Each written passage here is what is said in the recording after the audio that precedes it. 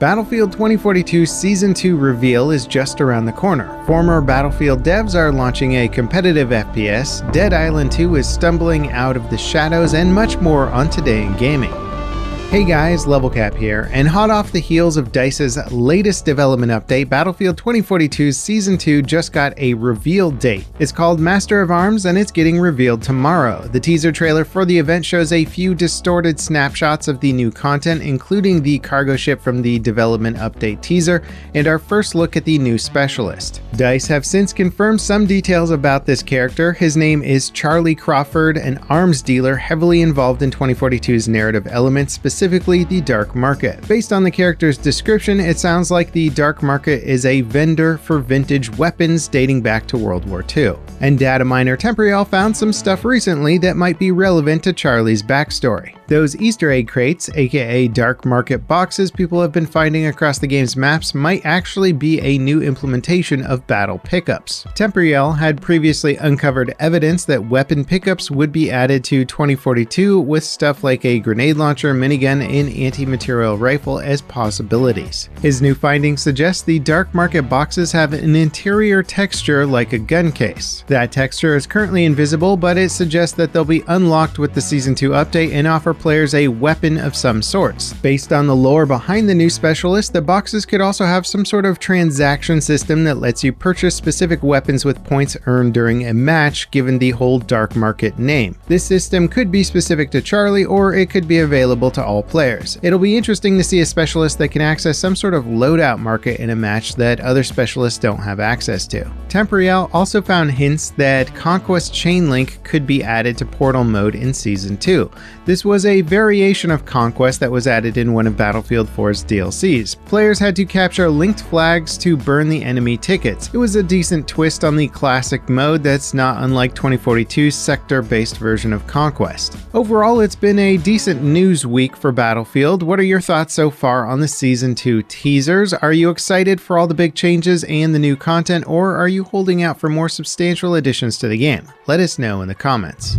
Embark Studios recently delayed their upcoming co-op shooter Arc Raiders. The studio was founded by former Battlefield devs, and it sounds like the game that they're releasing ahead of Arc Raiders might appeal to fans of their past work. The game is called The Finals. It's an arena-style competitive PvP shooter with maps that feature destruction. It looks like a first-person shooter based on the very brief teaser, and that's interesting because the game is set in the same universe as Arc Raiders, which is a third-person shooter. One shot shows a character using a tablet, another shows someone using an M60 style machine gun. The full reveal is scheduled for September, and you can sign up for playtesting at the game's website. After 8 years of being missing in action, Dead Island 2 finally has a release date. It launches on February 3rd, 2023. 2 trailers were released as part of the announcement. The first is a cinematic day-in-the-life look at the game's characters. The second is a gameplay trailer showing the game's impressive gore system, abilities, and general mechanics. Players will assume the role of characters infected by the zombie plague that the game is set against. That gives you special powers and skills. However, the gameplay trailer primarily focused on gun and melee combat. There are some interesting mechanics thrown in to break up the combat too. For example, players can light oil slicks on fire by hitting the ground with a metal melee weapon. Hopefully we actually get the game this time around. A proper gameplay trailer for the Callisto Protocol was released, and boy does it look like a Dead Space game. Dead Space co-creator Glenn Schofield leads the project, so it makes sense for the two games to be similar, but it's almost uncanny. The gameplay shows a character pushing and pulling mutants around in a similar fashion to Dead Space's kinesis ability. There's also dismemberment, environmental hazards, and a health bar bolted to the character's back. The Callisto Protocol does one thing differently though: the tone of the character's actions. Unlike Isaac Clarke's deliberate and often panicked actions, the character in Callisto gives off a brutal energy, pushing and pulling enemies around with a violent motion that makes him look more like an aggressor than someone just trying to survive. That could hint at some story elements that further distinguish the game from Dead Space. We don't have to wait long to find out. The Callisto Protocol launches on December 2nd for PC and consoles. Destiny 2's developer Bungie is making a major change for the game's future expansions. Existing content won't be cut from the game to make room for new stuff anymore. This has been a massive point of contention for players. Destiny 2 launched initially as a paid title with full campaign experiences. That campaign and several areas of the game were removed, starting with the Beyond Light expansion in 2020. At the time, Bungie said content was being removed because the game was too big to maintain, but it seems like they've sorted the technical issues out. Existing content will remain in the game, starting with the Lightfall expansion next year. Unfortunately, it doesn't sound like cut content will be added back to the game in future updates. And while many players agree that the cut content wasn't all that great, it'd still be nice to have it available in some form. Sony announced a new PlayStation 5 controller called the DualSense Edge. It borrows from the popular competitive controllers by Scuf and Thrustmaster, adding swappable analog stick caps, adjustable trigger stops, paddles, and more to the original DualSense design. Users can also modify button assignments via the PlayStation 5 settings menu. Third-party controllers, like those made by Thrustmaster and Scuf, have dominated competitive gaming for years. While Xbox was the first to market with an official Pro controller with their Xbox Elite controller design, Sony seems ahead of the curve with theirs. The DualSense controller already packed innovative features like force feedback and adaptive haptics. Adding a defining feature of third-party options to a first-party controller sounds like an absolute winner.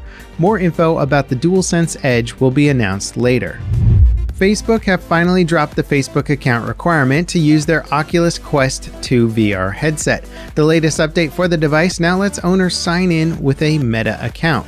And while this means that you're giving up your email and info to Facebook, it isn't tied to the social media account. Privacy concerns aside, this is a big deal because people often get their Facebook accounts banned or suspended because of false positives like being accused of running a scam or getting mass reported by trolls. If that happens, all your VR games go with it. And Facebook are pretty slow to respond to these cases if they even acknowledge your appeal at all. So switching to Meta accounts for the Quest 2 that don't have a laundry list of social media rules to follow is a much simpler solution. Oculus founder Lucky Palmer originally said users wouldn't need a Facebook account to use his hardware following Facebook acquiring the company, but that didn't pan out. Facebook are currently diving headfirst into the metaverse, their VR platform for e-commerce and virtual meetings. However, early impressions of their progress are not glowing. There's also a concern that their massive investment in the metaverse won't help VR gaming become more mainstream or accessible. Considering that they're the biggest company in VR and investing billions of dollars into it, it would be a shame if all they do is stuff like Wii era Zoom meetings and backgrounds. Before we get on to the next story, just a reminder to get subscribed so you don't miss tomorrow's coverage of Battlefield 2042 Season 2 reveal.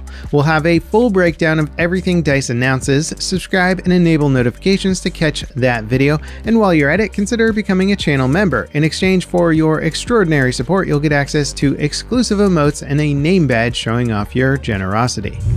Microsoft's acquisition of Activison Blizzard overcame its first major hurdle. Saudi Arabia's regulatory authorities have approved the merger. The deal is currently under review in the United States, South America, Asia, and Europe, mainly because the price tag is nearly $70 billion, but also because of anti-competition concerns. Microsoft owning Bethesda and Activision Blizzard gives them a stranglehold on the biggest IPs in gaming history. PlayStation and other companies have said that this gives Microsoft an unfair advantage in the ability to dictate pricing, which consoles people buy, and more. Victory for Microsoft in Saudi Arabia doesn't mean the deal will be approved universally, but it's a sign that they won't face major obstacles going forward.